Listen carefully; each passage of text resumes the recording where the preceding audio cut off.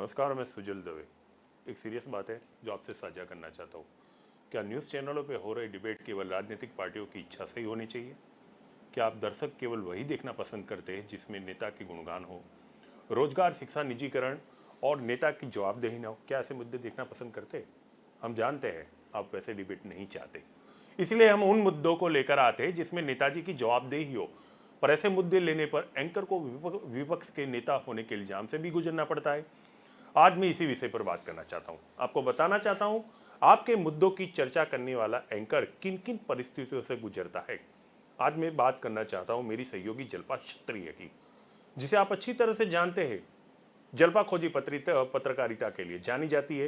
रोज वो टीवी पर आपके मुद्दों को लेकर प्रवक्ता से भिड़ती है, लड़ती है, मन से वो सच की तलाश करती है। पर 22 मार्च की डिबेट में जल्पा को जो अपमान सहन करना पड़ा, उस पर आपको सोचना चाहिए। जल्पा रोज दंगल देश नामक कार्यक्रम से आप दर्शकों से रूबरू भी होती है। इस कार्यक्रम के जरिए वो आपके मुद्दों को टीवी पर रखती है। 22 मार्च की डिबेट में उसने कोरोना के बढ़ते मामलों पर चर्चा की थी। चर्चा में उसने आधार बनाया था कोरोना क्यों फैला। जब मुख्यमंत्री बढ़ते हैं कोरोना मामलों में लोगों को जिम्मेदार बता रहे, तब उसने इसी विषय को पसंद किया था। इस चर्चा में हिस्सा लेने भाजपा की ओर से संजय रावल, एनएसयूआई की ओर से पीनल लाखानी, आम आदमी पार्टी की ओर से जगदीश पटेल और राजनीतिक विशेषज्ञ के रूप में राजेश ठाकर ने हिस्सा लिया था। चर्चा के दौरान जल्पा ने आप दर्शकों के पे लगे इल्जाम पर मजबूती से अपना पक्ष रखा और भाजपा के प्रवक्ता संजय रावल से जवाब मांगा। उन्होंने जवाब दिया नहीं और बीच डिबेट एंकर पे इल्जाम डाल के खड़ा होना पसंद किया। डिबेट में बैठना, खड़े होकर चले जाना वो उनका व्यक्तिगत निर्णय था और रहेगा। पर क्या उनसे किए गए सवाल इतने तीखे थे कि वो डिबेट से भी खड़े हो गए? मैं चाहता हूं आप आज मेरे साथ 22 मार्च का डिबेट देखें और खुद तय करें। बीच बीच में मैं आपको डिबेट एंकर के सवाल और प्रवक्ता की मानसिक स्थिति का विश्लेषण करके बताऊंगा, ताकि आप दर्शक समझ सके बड़ी आसानी से। और हाँ, मेरे विश्लेषण के दौरान आप दर्शक जहां कहेंगे मैं सुधार के लिए तैयार हूं। तो लेट्स प्ले डिबेट डिबेट।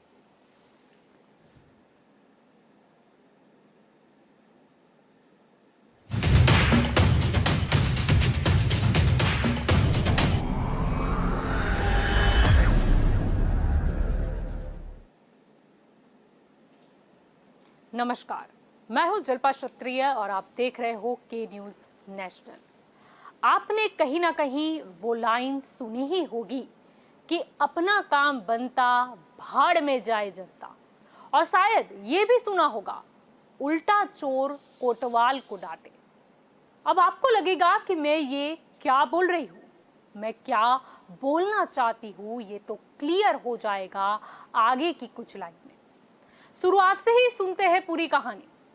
सिर्फ आप ये सोचना कि कोरोना फैला, उसमें जिम्मेदार कौन था। गुजरात में कोरोना की स्थिति को जनता के सहयोग से कंट्रोल में लाया गया। फिर क्या, फिर ढोल बजे गुजरात स्थानीय निकाय चुनाव के। वो ढोल जो कोरोना को नींद से जगाने और वापस बुलाने के लिए काफी था। चुनावी रैलियों को मंजूरी मिली, चुनावी रैलियों में भारी मात्रा में भीड़ हुई, चुनाव खत्म हुए, चुनाव के नतीजों का जश्न भी मनाया गया। फिर स्टेडियम में बड़ी मात्रा में प्रेक्षकों को बैठने की परमिशन दी गई, टिकट बांटी गई। ठीक है, कोरोना फैला, पर इसके लिए जिम्मेदार कौन? किसने कोरोना फैलाया? इसका जवाब गुजरात के संवेदनशील मुख्य प्रधान विजय रूपानी जी ने दिया। रूपानी जी ने कह दिया कि कोरोना के बढ़ते मामलों के लिए न तो चुनाव प्रचार जिम्मेदार है, न क्रिकेट मैच। ये कोरोना जो फैला है वो लोगों की लापरवाही का नतीजा है, यानी कि आप लोग, जनता जिम्मेदार है। हाँ, पर जनता ने जिताया, पद पर फिर से उन्हें बिठा दिया। वो तो चुनाव हुए तो होना ही था। अब आपको शायद समझ में आ गया होगा कि जो दो लाइन मैंने शुरुआत में कही थी कि अपना काम बनता भाड़ में जाए जनता, या फिर उल्टा चोर कोतवाल को डांटे, आपके दिमाग में थोप दिया गया कि कोरोना के लिए आपकी लापरवाही जिम्मेदार है। स्टेडियम में कोरोना आया ही नहीं, क्योंकि जीसीए ने कोरोना को मैच का टिकट ही नहीं दिया था। चुनाव प्रचार में कोरोना आया ही नहीं, क्योंकि उसे किसी भी पक्ष ने चुनाव का टिकट ही नहीं दिया था। कोरोना केवल उन शादियों से फैला जिसमें आप जनता ने केवल 200 लोग बुलाए थे। आपने शादी की खुशी में कोरोना को भी न्योता दे दिया। किसने? आपने, यानी कि जनता ने। अब आपको ये याद नहीं रहा तो मुख्य प्रधान विजय रूपाणी जी क्या करें? अब मुख्य प्रधान क्या करते हैं वो शायद गुजरात भाजपा के प्रमुख सीआर पाटिल को ही नहीं पता होता, क्योंकि गुजरात भाजपा के प्रमुख सीआर पाटिल ने एक बहुत ही महत्वपूर्ण निर्णय लिया। पाटिल ने एक प्रेस नोट के जरिए बताया कि बढ़ते कोरोना मामला को लेकर भाजपा सभी राजनीतिक कार्यक्रम रद्द करती है।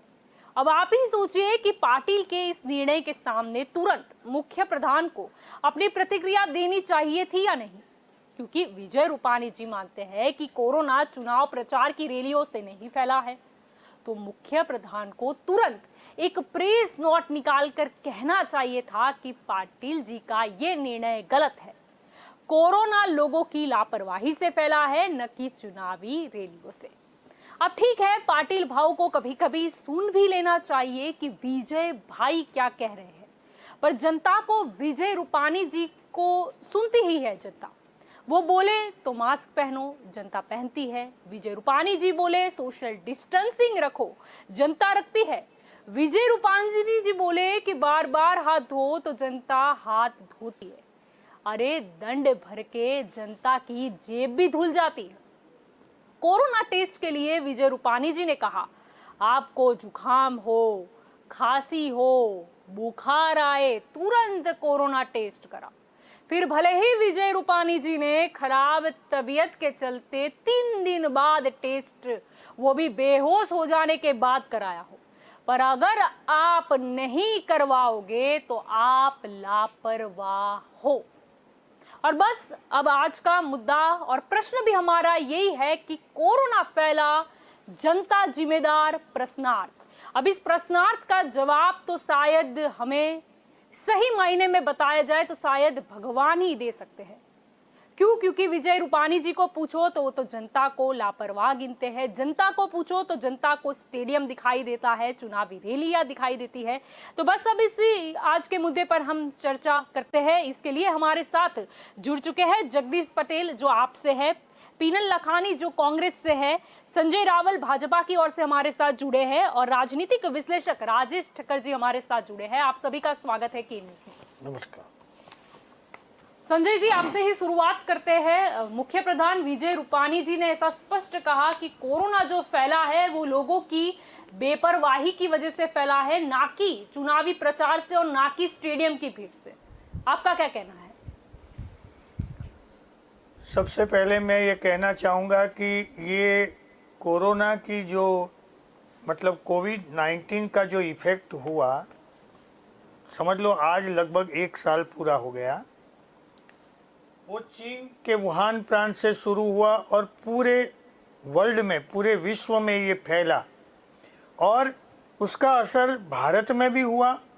जैसे जैसे उसका असर हुआ, सरकार ने अपनी जिम्मेदारी लेकर के उस पर जो कड़े कदम उठाने चाहिए वो उठाए। और ये भी देखना पड़ता है कि अर्थव्यवस्था का क्या हाल होगा। पिछड़े लोगों को, गरीब लोगों को सहायता भी देनी पड़ती है। यहाँ विजय रूपाणी जी ने ये नहीं कहा कि जनता की बेपरवाही से, लापरवाही से हुआ है। क्या बात कर रहे हो, वो खुद बोले हैं, सारी जनता ने उनका वीडियो देखा है। भले ही कई बार क्या होता है कि वीडियो रख दिया जाता है, फिर जनता का जब रोज सामने आता है तो वीडियो डिलीट हो जाता है, पर ये कहीं ना कहीं वो भूल जाते हैं कि ये वीडियो कहीं ना कहीं तो सेव होता ही है। उसमें कहने की बात ये थी कि जो लोग अपने काम से निकलते हैं, अपने काम धंधे पर जाते हैं और ये जो कोरोना की गाइडलाइन है उसका पालन करते हैं, तो उन लोगों के साथ ऐसा नहीं होता। लेकिन जो बेवजह बिना काम के ऐसे वैसे घूमने के लिए निकल पड़ते हैं या अपनी पुरानी मान्यताओं के कारण, यानी कोरोना ये देखता है कि जैसे अगर आप काम से निकले हो तो कोरोना नहीं फैलाओगे, अगर नहीं। कोई काम भी ना निकला है तो कोरोना फैल जाएगा, ये कैसी बात हो सकती एक है? निश्चित मात्रा में लोग जुड़ते हैं और अपने काम पर जाते हैं तो उनकी एक डिसिप्लिन रहती है, लेकिन बेवजह लोग, और ये हो भी सकता है, क्यों हो सकता है, क्योंकि 8 महीने तक पब्लिक को, सामान्य जनता को घर में बंद रह कर के रहना पड़ा है। कई छोटे मोटे जो धंधा रोजगार थे, आर्थिक संकट भी आया, जी। ये सभी से बाहर निकलने के लिए ठप हुए अब थे। सरकार की भी जिम्मेदारी जैसे है। करके वो वी से रिकवरी हम लेकर आए थे, फिर से लोगों के बिजनेस जमने लगे थे, फिर आ गया चुनाव, चुनावी रैलियां निकली, फिर स्टेडियम का उद्घाटन हुआ, फिर स्टेडियम में मैच हुई। चलो मैच तो होनी ही थी, लेकिन प्रेक्षकों के बिना तो भी तो हो सकती थी पहले से ही। यानी मतलब अभी जो 9 बजे तक का कर्फ्यू कर दिया गया है, इसमें बिजनेस जो लॉस है वो तो है ही जिसको होना है, बाकी क्या गया सरकार का। ये जो मतलब नाइट कर्फ्यू डाला जाता है, मतलब लगाया जाता है, उसका अमल करने के लिए कहा जाता है, उसमें सख्ताई नहीं बरती जाती, और जो धंधा रोजगार वाले हैं उनको परेशान करने के लिए नहीं किया गया है। लेकिन जैसे चाय की मतलब किटली हो, जहाँ लोग इकट्ठे होते हैं, पान का गल्ला हो, यानी होटल रेस्टोरेंट, कितने भी लोग इकट्ठे हो जाए, वो चाय वाले का धंधा कैसे हो जाए। चुनाव की प्रक्रिया ये चुनाव आयोग तय करता चुनाव है, आयोग तय करती और उसमें है, सभी पक्ष जुड़ते हैं। चुनाव प्रचार भी तो डिजिटल हो सकता था, उसमें क्यों ना रोक लगा दी गई। पीनल जी, आपका क्या कहना है? मुख्य प्रधान ने तो स्पष्ट कह दिया कि जनता की लापरवाही। आपको क्या लगता है? यहाँ पर डिबेट को रोक ले, मैं दर्शकों को थोड़ा समझाना चाहता हूँ। आपने देखा एंकर का कोई सवाल तीखा नहीं था, सीधा सवाल था, इसमें कोई तीखाई तो थी नहीं। पर जब प्रवक्ता साहब संजय रावल साहब जब ये विश्लेषण करके अपना जवाब दे रहे थे, आप उसको समझिए, बात को किस तरह से घुमाया जा रहा है। सवाल क्या था? कोरोना फैला, इसके लिए आप लोगों को लापरवाही की जिम्मेदार ठहरा रहे हो, लोगों को जिम्मेदार ठहरा रहे हो, लोगों की लापरवाही जिम्मेदारी बता रहे हो। उन्होंने बड़े अच्छी तरीके से कोरोना का जो अटैक सिस्टम है ना, उस पर जोर किया। उन्होंने बताया कि बेवजह कोई घूम रहा है तो कोरोना फैल रहा है, लेकिन अगर आप काम से जा रहे हो तो कोरोना नहीं फैलेगा। आपने उनको सुना, मैं नहीं कह रहा हूं। और दूसरा, वो वुहान से हिस्ट्री की बात कर रहे, जब एंकर पूछ रही है कि क्रिकेट के मैच होने थे, आपने चुनाव प्रचार किया, उस पर वो फोकस नहीं करे और उधर उधर की बातें कर रहे। आगे डिबेट आप देखेंगे, समझ जाएंगे। डिबेट देखते हैं। देखिए, कोरोना का ये जो महामारी है उसको पूरे भारत देश और पूरे विश्व में 1 साल पूरा हो गया। जहाँ तक की बात है हमारे गुजरात प्रशासन की, तो गुजरात के अंदर पूरे कोरोना को एक तरह से कहीं कहीं लग रहा था कि कहीं पे कंट्रोल आया है, कहीं पे लगा कि ये कोरोना की वजह से हमारे व्यापारी लोग हैं वो परेशान हुए। पर देखिए, इन सभी बातों के अंदर देखने जाए तो पिछले 1-2 सप्ताह के अंदर जो कुछ भी कार्यवाही हुई सरकार की तरफ से, उसके अंदर देखने जाए तो एक तरफ सरकार ने बोला कि अभी प्रधानमंत्री जी हो या मुख्यमंत्री जी हो, दोनों की बात करें, भारत सरकार हो या हमारी राज्य की सरकार हो, दोनों की तरफ से एक बात ये रही कि सरकार की तरफ से जो भी मुखिया हो आके कहते हैं कि कोरोना के संक्रमण की वजह से आप लोगों को नाइट कर्फ्यू का पालन करना पड़ेगा, आप लोग बाहर नहीं निकल सकते, गार्डन जिम सब बंद करवा दिया, छोटे छोटे व्यापारियों की दुकानें बंद करवा दी। जहाँ तक मैं गलत नहीं हूँ तो रविवार के अंदर, शनिवार के अंदर बड़े बड़े मॉल भी पूरी तरह से बंद करने का उन लोगों का आदेश दे दिया है, थिएटर बंद हो गए।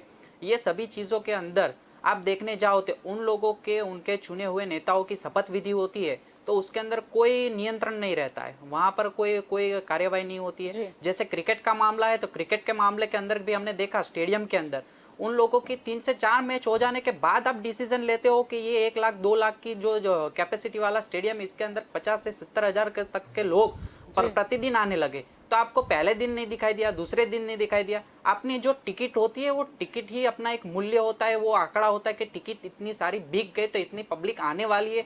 तो तहाँ तक भी वो क्रिकेट एसोसिएशन और सरकार मिस कम्युनिकेशन, दोनों के बीच के मिस कम्युनिकेशन की वजह से अपनी जनता को भुगतना पड़ता है। पिछले कई 1 साल से क्रिकेट बंद थी, स्टेडियम बंद थे, तो जनता और हमारे युवा गुजरात के जो क्रिकेट को बहुत चाहने वाले लोग हैं वो तो देखने के लिए उत्साहित हो गए, वो जाएंगे। पर सरकार की बड़ी जिम्मेदारी रहती है कि जनता को कन्विंस कैसे करे, जनता के अंदर इम्प्लीमेंट कैसे लाए। रखा होता तो ये कम्युनिकेशन गैप जनता और सरकार के बीच का है, वो प्रशासन को देखना चाहिए। वो बहुत बड़ी और गंभीर बाबत है कि ये प्रशासन ने जनता के बीच के कम्युनिकेशन को तोड़ के अपना मिनिस्ट्री ऐसे चलाते हैं कि जैसे वो अपने डिसीजन वो जनता को निभाना ही पड़ेगा। कुछ भी कर लो, आप लोगों को हमारा डिसीजन निभाना पड़ेगा, बाकी सब कुछ भी हो वो हम नहीं देखेंगे जी। तो इस चर्चा को हम आगे बढ़ाएंगे, लेकिन वक्त हो चला है एक विराम का। लेंगे विराम और उसके बाद लौटेंगे और चर्चा करेंगे कि कोरोना फैला उसके लिए जिम्मेदार कौन।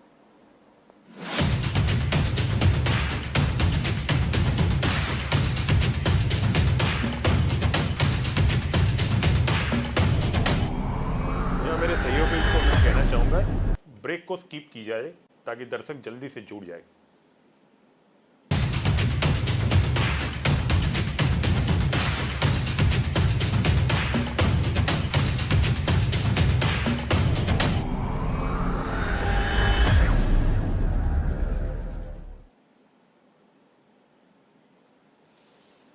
Welcome back. आप देख रहे हो दंगल देश का। आज का हमारा मुद्दा है कि कोरोना फैला जिम्मेदार कौन। अब इस चर्चा को हम आगे बढ़ाते हैं। अब मैं आपसे पूछना चाहूंगी जगदीश जी कि मुख्य प्रधान तो बोल रहे हैं कि जनता की लापरवाही है, आपको क्या लगता है कि कौन जिम्मेदार? मैडम, पहले तो आज 1 साल हो गया, हमें प्रधानमंत्री ने आज के दिन शटडाउन किया था 22 तारीख को। फर्स्ट डे से आम जनता जैसे प्रधानमंत्री ने बोला, जैसे मुख्यमंत्री ने बोला, इस तरह से चलती आई है। हर एक हुक्म माना है। प्रधानमंत्री ने बोला कि भाई हमारे कोरोना वॉरियर्स को थाली बजा के, घंट बजा के सबको सम्मान दो, प्रजा ने किया है। प्रधानमंत्री ने बोला 2 गज की दूरी रखो, प्रजा ने रखी है। बोलते भी मास्क पहनो, प्रजा ने पहना है। धंधा रोजगार बंद करो, प्रजा ने धंधा रोजगार बंद किया, फुल्ली सपोर्ट किया। इसकी वजह से कोरोना सही में नियंत्रण में आया था। कोई त्यौहार भी प्रजा ने नहीं मनाया है, आप समझो, कोई भी त्यौहार प्रजा ने नहीं मनाया है। धंधा रोजगार घर पे बैठे 5-5 महीना 6-6 महीना घर पे बैठे हैं। कैसे खाना खाया वो प्रजा ही जानती है। परंतु जैसे चुनाव आया, जैसे कोरोना कम हुआ, मेरे हिसाब से 200-250 केस हो गए थे पूरे गुजरात में। फिर जैसे चुनाव आया तो तब ये 2 गज की दूरी कहाँ गई, ये मास्क कहाँ गया? जो प्रजा की बात है, प्रजा ने सब कुछ माना है। लेकिन प्रजा ने भीड़ भी देखा कि चुनाव में इतनी भीड़ इकट्ठी होती है, चुनाव में मास्क भी पहनते नहीं है। प्रजा ने मैडम करोड़ों रुपया का तो दंड भुगता है मास्क की वजह से। जैसे सरकार ने किया सब कुछ प्रजा ने किया। प्रजा भी अभी समझ रही है कि सरकार हमको उल्लू बना रही है। सरकार ने चाहे तब सब कुछ किया, लेकिन अभी सरकार ने चुनाव में इतनी भीड़ इकट्ठी किया। फिर आया क्रिकेट का स्टेडियम, नरेंद्र मोदी स्टेडियम में जो भीड़ इकट्ठी हुई, तब कोरोना को कुछ नहीं हुआ। तब सोशल डिस्टेंसिंग कहाँ गया, ये मास्क कहाँ गया? तब भी बोलना चाहिए था भी सोशल डिस्टेंसिंग रखो और मास्क पहनो। कोई भी जगह पे मुख्यमंत्री ने बोला है कि भाई मैच के दरमियान आपको मास्क पहनना पड़ेगा, सोशल डिस्टेंसिंग रखना पड़ेगा। प्रजा को कोई भी आदेश दिया? अच्छा, रात को 12 बजे तक, 2-2 बजे तक चुनावी रैलियाँ, चुनावी सभा, फिर खाटला बैठक, सब कुछ हुआ। कोई मास्क नहीं था, कुछ भी नहीं था। फिर ये तो होने वाला था, इसमें आप प्रजा के दोष मत दो। प्रजा भी अभी सब समझ गई है कि ये सब सरकारी करती है। बाद में जब जीसीए का अमलदार बोलता है कि भाई अभी तीसरी 20 से प्रजा या प्रेक्षकों को हम नहीं आने देंगे या प्रेक्षक के बिना मैच खिलाएंगे, तो पहले कहाँ गए थे? फर्स्ट मैच से ये करने की ज़रूरत थी। और तब विजय रूपाणी जी, मेरे संवेदनशील मुख्यमंत्री, ट्वीट करके अभिनंदन देते। अरे आपको अभिनंदन नहीं देना है, आपको तो निर्णय लेना था कि भी जीसीए वाले आप ये मैच भले क्रिकेटर के बीच में हो लेकिन प्रेक्षकों को मत बुलाओ। वो इसको पहले आदेश देना था। वो तो अभिनंदन देते भी ये आपका निर्णय अच्छा है। तो आप ये बीच में प्रजा कहाँ से आई? और लास्ट में क्या करते आके, कल से 9 बजे से कर्फ्यू। अरे भाई 9 बजे से कर्फ्यू? आज रात को तो 50% पब्लिक ऐसे ही बाहर निकलती है, दिन में होटलें चलेगी, वहाँ कैसे पब्लिक खाना खाती है भाई? इस तरह से वो रात को भी खाना खाएगी। आज एक होटल बंद होती है, आज चाय वाले की एक रेकड़ी बंद होती है। मैडम इसके पीछे आप समझो कि भी रेस्टोरेंट के पीछे शाक भाजी वाला, इसके पीछे वो टेम्पा वाला, करोड़ों लोगों की रोजगारी है। जो आदमी रोज का कमाता है, रोज का खाता है, वो लोग कहाँ जाएंगे? अभी इसका जवाब प्रजा खुद समझ गई है। मैं बोलता हूँ 2022 में बहुत सहन किया प्रजा ने, बहुत सहन किया। प्रजा अंदर से त्रस्त है। आपने देखा होगा शायद मीडिया में भी, ये 2-3 दिन से जो मीडिया वाले इंटरव्यू ले रहे हैं प्रजा का, जो आक्रोश व्यक्त हो रहा है सरकार के सामने, जो देखने लायक नहीं है, बोलते हैं मेरा धंधा, हम खाएंगे क्या। आज अपघात कितना बढ़ गया, आप देखो पूरी फैमिली, मध्यम वर्गीय आदमी गरीब होता जा रहा जी। है, पूरी फैमिली अपघात कर रही है। क्यों कर रही है? क्योंकि 2 टाइम का खाना नहीं मिलता है, फैमिली में झगड़ा हो रहा है। क्यों? कि शिक्षण फी कि या टैक्स सब कहाँ से भरेंगे आदमी। तो घर में फैमिली में झगड़ा होता है पैसा की वजह से, तो झगड़े की वजह से छूटा छेड़ा। अब इसकी इफेक्ट आप देखो, इफेक्ट बहुत अंदर तक जाती है। ये प्रशासन को नहीं दिखाई देता है, क्योंकि इसको अभी क्या एक घमंड हो गया है कि अभी मेरी सरकार है, मैं बोलूँ ऐसे जनता करती है, और वोट भी जनता हमको ही देती है। लेकिन हर एक चीज का अंत होता है मैडम। कृष्ण भगवान ने भी शिशुपाल का वध किया था, 100 बार गाली सुना था। अभी प्रजा एक कृष्ण भगवान है। ये शिशुपाल का वध 2022 में 100% होगा। मैं आपको आपकी चैनल से जनता की बोल रहा हूँ कि भी ये शिशुपाल का वध करना ही करना है। 100 गाली नहीं तो बहुत हो गया अत्याचार। अपना करो खुद तो कुछ नहीं, जनता का तो भी एक मत करो, ये मत करो। आज 5 दिन पहले की बात है, पाटिल जी ने अपना जन्मदिन मनाया। आप देखो कहाँ सोशल डिस्टेंसिंग था। आज एक प्रमुख पार्टी का प्रमुख जन्मदिन मनाने की जरूरत है। जगदीश जी, आप बात कर रहे हो सीआर पाटिल की। राजेश जी, मैं आपकी ओर आना चाहूंगी। पहले मुख्य प्रधान बोलते हैं कि ना स्टेडियम की मैच से कोरोना फैला है, ना चुनाव प्रचार से, ये तो जनता की लापरवाही है। और फिर देखा गया कि सीआर पाटिल एक प्रेस नोट जारी करते हैं जिसमें लगते हैं कोरोना के मामलों के चलते हम राजनीतिक कार्यक्रम रद्द करते हैं।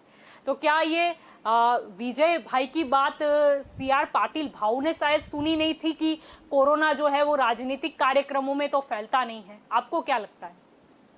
मुझे तो ऐसा लगता है कि विजय भाई और नितिन भाई की आलोचना कर रहे हैं।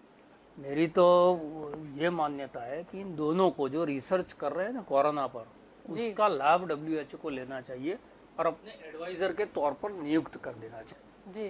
क्योंकि जिस तरह से कोरोना को लेकर वो थियरी एक के बाद एक बता रहे हैं कि कौन सी भीड़ से कोरोना फैलता है, कौन सी भीड़ से नहीं फैलता, यानी कि आज तक विश्व में किसी भी वैज्ञानिक ने ये तारण नहीं निकाला था कि 10-15 लोग चाय की कितली पर इकट्ठा हो जाते हैं तो वहाँ कोरोना पहुंच जाता है, लेकिन 1000-2000 लोग अगर इलेक्शन की रैली में जाते हैं तो वहाँ कोरोना नहीं जाता। यानी कि कोरोना को लोकतंत्र से एलर्जी है, कोरोना को चुनाव से एलर्जी है, कोरोना को राजनीतिक लोगों से एलर्जी है।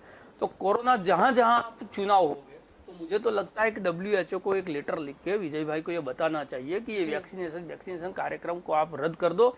आप सारे विश्व के अंदर वो महीने दर महीने इलेक्शन करवाओ, आपकी पॉलिटिकल पार्टियों के प्रोग्राम करो और रैलियां करो, तो उससे कोरोना नहीं आता। जी जी। दूसरा लॉजिक उन्होंने बताया कि स्टेडियम के अंदर, नितिन भाई ने जो बताया, स्टेडियम के अंदर 50-60 हजार लोग थे।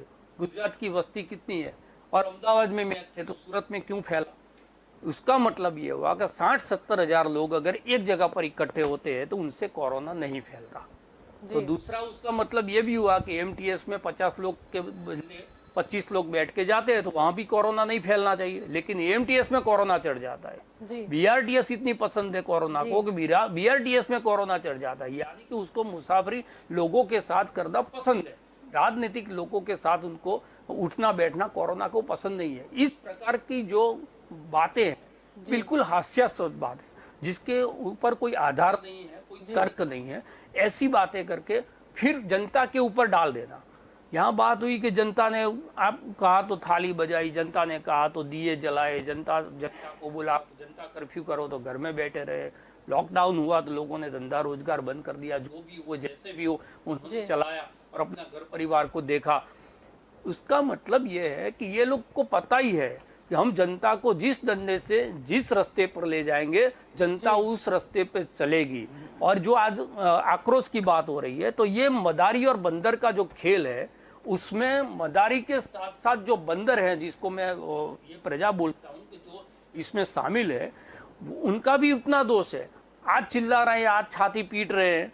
आपके पास 2 महीने पहले आपका आक्रोश व्यक्त करने के लिए, ये आपके साथ पहली बार नहीं हुआ, 1 साल से ये लगातार हुआ आपके साथ। मजदूरों के साथ क्या हुआ, व्यापारियों के साथ क्या हुआ, आम आदमी के साथ क्या हुआ, मास्क के नाम पर आपसे कितने पैसे की उगाई हुई। और दूसरी बार आप देख रहे हो टीवी चैनलों पर जिस तरह से बिना मास्क के आज भी राजनीतिक दल के लोग घूम रहे हैं, और किसी भी पुलिस वाले, किसी भी कलेक्टर में इतना जमीर नहीं बचा इतना गुर्दा नहीं बचा कि एक राजनीतिक पार्टी के किसी व्यक्ति विशेष को पकड़ के बोले कि साहब आपने मास्क नहीं पहना है, आपको 1000 रुपये का जुर्माना भरना है। यानी कि जो तंत्र है वो तंत्र भी बिल्कुल लाचार अवस्था में है। जो सत्ता है वो सत्ता कोरोना से फुटबॉल खेल रही है। आज ये थियरी लगाएगी, दूसरी बात दूसरी थियरी लगाएगी। आपने जो सवाल किया कि विजय रूपानी साहब ने बोला कि चुनाव और ये राजनीतिक रैलियों से कोरोना नहीं फैला, और शाम को CR पाटिल साहब ने कहा कि भारतीय जनता पार्टी अपने कार्यक्रम को रद्द करती है। यानी कि दोनों बात विरोधाभास है। अगर पॉलिटिकल प्रोग्राम से कोरोना नहीं फैलता तो आपको प्रोग्राम चालू रखना चाहिए। अगर 60-70 हजार लोग स्टेडियम में इकट्ठे हो जाते हैं एक जगह पर तो उससे कोरोना नहीं फैलता, तो मैच रद्द नहीं करनी चाहिए थी। और दूसरी बात जो स्टेडियम की हुई कि उसमें प्रेक्षक को अलाउ करना यानी जनता को अलाउ नहीं किया, तो उसके लिए सरकार ने कुछ नहीं किया। सरकार ने GCA को नहीं पत्र लिखा, नहीं विनंती की, जब तक कि उनके पास तो एपिडेमिक एक्ट था, उनके पास अधिकार था कि वो GCA को बोल सकते थे कि भाई ये बंद कर दो आप। लेकिन वो कैसे कहते, क्योंकि वहां पर जो बैठा हुआ आदमी है वो तो उनके मालिक का बेटा है। उनको बोलने जाएंगे तो जो नितिन भाई से बच के बचाते हुए कुर्सी मिली है विजय भाई को, वो कुर्सी छीन जाएगी। तो विजय भाई भी की कुछ मजबूरियां है। मतलब ये है कि आज जो कोरोना है, हम टीवी डिबेट में बार बार कह रहे थे कि जिस प्रकार से ये चुनाव चल रहे हैं, ये चुनाव के बाद कोरोना का फैलना तय है। इंडियन मेडिकल एसोसिएशन ने भी बोला, आहना ने भी बोला, लेकिन किसी ने नहीं सुना। यही चीज मध्यवर्ती चुनाव जो 8 विधानसभा के हुए थे उस वक्त भी हुआ था, और उसके बाद जो दिवाली हुई उसके बाद भी हुआ था। मुझे याद है कि कोरोना की जब शुरुआत थी तब 50-100 केस मुस्लिम बिरादरी का, मुझे नहीं कहना चाहिए लेकिन मुस्लिम बिरादरी के 50 या 100 केस हो गए। उसमें मीडिया भी शामिल था, जिसको हम अभी गोदी मीडिया बोल रहे हैं कि जो सरकार की लाइन पर चलता है, वो भी शामिल था, पॉलिटिकल पार्टी भी शामिल थी, और सोशल मीडिया में ट्रोल करने वाले जो पेड लोग हैं वो भी शामिल थे। एक समुदाय को पूरे कोरोना के लिए, हिंदुस्तान के अंदर जो कोरोना फैला उसको कोरोना के लिए उनको जिम्मेदार ठहरा दिया था। तो उसके बाद आप जो राजनीतिक जमाती लोग हैं वो क्या कर रहे हैं? उन्होंने जो किया था तो सुप्रीम कोर्ट ने भी बोल दिया कि भाई नहीं, उसका कोई दोष नहीं था, उस पर राजद्रोह भी कैंसिल हो गया। तो उसके बाद बार बार जो गैर जिम्मेदारी राजनीतिक दल दिखा रहे हो, उसमें भी जो विशेष जिम्मेदारी जिनकी सरकार की है, जो सत्ता पक्ष के लोग हैं वो भी दिखा रहे हैं। कल की बात करो, महसाणा डिस्ट्रिक्ट के जो पाटन है उसके अंदर मास्क के विरुद्ध में वहां का जो लोकल अथॉरिटी था वो एक मूवमेंट चला रही थी, और वहीं से भारतीय जनता पार्टी के नगरपति जो चुने हुए थे उसकी रैली निकली। किसी ने भी मास्क नहीं पहना था। वो मूवमेंट चलाने वाले एक भी पुलिस अधिकारी ने किसी को न रोका, उनको जाने दिया, वहां पर रास्ता साफ किया, ट्रैफिक जाम था, लेकिन किसी को एपिडेमिक एक्ट के तहत जुर्माना नहीं हुआ। यानी कि मेरे लिए कानून अलग है गुजरात के अंदर, और जो पावर वाले लोग हैं या सत्ता पक्ष के लोग हैं उनके लिए कानून क्या अलग कहना है, ये दोहरी नीति क्यों? ठीक है, मतलब जनता अगर मास्क नहीं पहनती तो उनसे हमें दंड ले। मेरे सहयोगी को कहता हूँ, रोकता हूँ। तो आपने देखा तीनों जो पार्टिसिपेंट थे, पैनलिस्ट थे, उन्होंने अपना पक्ष रखा। किस तरह से पक्ष रख रहे, बड़ी शांति से डिबेट हो रहा है, बड़ी हेल्दी हो रही है। आजकल टीवी के पर्दे पे आपको इतना हेल्दी डिबेट देखने को नहीं मिलेगा। बड़ी अच्छी तरह से हो रहा है। और जो आखिरी दलीलें दे रहे थे वो राजेश रावल थे, वो स्वतंत्र राजनीतिक विशेषज्ञ है, सटीक विश्लेषण होता है उनको। मैं बहुत नज़दीकी से उनको अध्ययन करता हूँ। उन्होंने जो बातें कही है, जो WHO को उन्होंने नसीहत दी डाली कि अपनी रिसर्च टीम में मुख्यमंत्री को आप शामिल कर लीजिए, ये आप हल्के में लीजिएगा। क्या होता है कि डिबेट में जब आप चर्चा करते हैं तो कभी हो जाता है थोड़ा स्टूडियो गर्म भी हो जाता है, तो ऐसी बातों को हमें वेलकम करना चाहिए। उनकी जो दलील है, जो तर्क है, आप उसको समझिए कि 60,000 की क्षमता प्रेक्षकों की हो गई है, स्टेडियम में कोरोना नहीं फैलता, लेकिन 50 या 60 मुसाफिर की MTS बस में जरूर फैलता है। आपको इस भेद को समझना चाहिए, सरकार के इस खेल को समझना चाहिए। यहाँ तक तो डिबेट बिल्कुल ठीक जा रहा था, बड़ा हेल्थी हो रहा था, और इस पर मैं संजय रावल को खुद अभिनंदन देना चाहूँगा। आमतौर पर क्या होता है कि जब डिबेट होती है तो भाजपा के जो प्रवक्ता होते वो इतनी आराम से इतनी हेल्दी डिबेट होने नहीं देते, वो बीच में हस्तक्षेप करते, चाहे फिर वो एंकर बोले या दूसरा कोई अपना पक्ष रखता हो। लेकिन संजय रावल बड़ी शालीनता से आज तीनों प्रवक्ताओं को सुन रहे थे, तीनों लोगों को अपना पक्ष रखने दे रहे थे। मैं संजय रावल को अभिनंदन देता हूँ और आपको डिबेट की आगे की सफर पे लेके चलता हूँ। आगे चलते हैं। ना है, अगर राजनीतिक लोग बिना मास्क के निकलते हैं तो उनके सामने कोई एक्शन नहीं लिया जाता। और दूसरी बात जो राजेश जी ने बताई थी शुरुआत में कि कहीं ना कहीं विजय रूपाणी जी के पास शायद कोई ऐसी मतलब साइकोलॉजी है या कोई ऐसा फॉर्मूला है उनके पास कि चुनावी रैली हो तो वहां कोरोना नहीं फैलता, स्टेडियम में अगर भीड़ इकट्ठा होती है वहां कोरोना नहीं फैलता, एएमटीएस और बीआरटीएस में फैल जाता है। सबसे पहले तो कोरोना की परिस्थिति को समझने के लिए खुले मन से ये समझना पड़ेगा कि कोरोना की एंट्री कैसे हुई, उसका अपने देश पर किस प्रकार से प्रभाव पड़ा, कम खर्चे में और कम समय में पूरे विश्व में जो मृत्यु दर हमारे सामने आया है, यहाँ तक कि समृद्ध देशों में भी उसके सामने अपने आसानी से उसको कैसे कंट्रोल किया, जहाँ जहाँ जरूरत पड़ी, जिस जिस जी, आप मौके शुरुआत पर की बात कर रहे थे तो शुरुआत कहाँ से हुई थी, मतलब कोरोना को नमस्ते कहाँ से हुआ था? कोरोना जो परिस्थिति है, मेरे पास तारीख के साथ पूरा, यदि मुझे समय दिया जाए तो जी, कब जी, कब क्या बिल्कुल, किया जी, जी, गया बिल्कुल, मैं बता बिल्कुल, सकता हूँ। बिल्कुल, बिल्कुल। तो 7 जनवरी से जब से पता चला कि चाइना में ये शुरू हुआ है, 8 जनवरी को अपने यहाँ पहली मॉनिटरिंग मीटिंग हुई केंद्रीय लेवल पर, 17 जनवरी को स्क्रीनिंग शुरू कर दिया, 25 जनवरी को रिव्यू मीटिंग हुई, पूरे देश की बात कर रहा जी। हूँ। और ये देखते देखते पता चला, क्योंकि इतने बड़े देश में जहाँ 1 अरब 35 करोड़ लोग जहाँ रह रहे हो, जी, राष्ट्रीय और अंतर्राष्ट्रीय संबंध की बात हो और अपने ही देश के लोग दूसरे देशों में हो, दूसरे देश के लोग अपने देश में हो, ऐसे में ऐसा कोई कानून या ऐसा कोई प्रतिबंध नहीं लादा जा सकता कि जिससे ऐसी परिस्थिति खड़ी हो कि लोग सब परेशान हो जाए। नहीं, फिर यानी भी आपके कहने का मतलब क्या था? मतलब नहीं, तो इसका नहीं, मतलब संजय तो ये भैया, कोरोना के हुआ, लिए ये जरूरी नहीं था, मतलब आप मैं जो बीच में बात कर रोकना रहे हो, चाहूंगा। क्या वो कार्यक्रम को मैं याद करूं तो चलो बहुत अच्छा है, वो मेहमान बन के आए थे ट्रम्प जी हमारे यहाँ चलिए पे यहाँ रोकता और हूँ। हमारा ट्रम्प साहब धर्म को था यहीं कि रोक उनकी लेते हैं, अच्छी आगे बात कर खातिरदारी लेते हैं। करना। पर आपने क्या देखा मैं यहाँ रोकता हूँ, एंकर ने बड़ी खूबी से अपना पक्ष रखा है, एक सवाल रखा हुआ है, संजय रावल इसका जवाब दे रहे थे, लेकिन साथ में वो कोरोना की हिस्ट्री बता रहे थे, एक होमवर्क करके गए थे, लेकिन मेरे हिसाब से अधूरा। रावल कह रहे हैं कि 7 जनवरी को पता चला कि कोरोना वुहान से आ चुका है और 8 जनवरी को भारत में एक मॉनिटरिंग मीटिंग हुआ। बहुत अच्छी बात है, जानकारी के लिए आपको अभिनंदन देना चाहूँगा। 18 या 19 तारीख का या 17 तारीख का वो कोई जिक्र करते हैं और 25 तारीख पे आके रुक जाते। मैं जनवरी की बात कर रहा हूँ। यहाँ वो अधूरा होमवर्क रह जाता है। आगे की कहानी मैं सुनाता हूँ।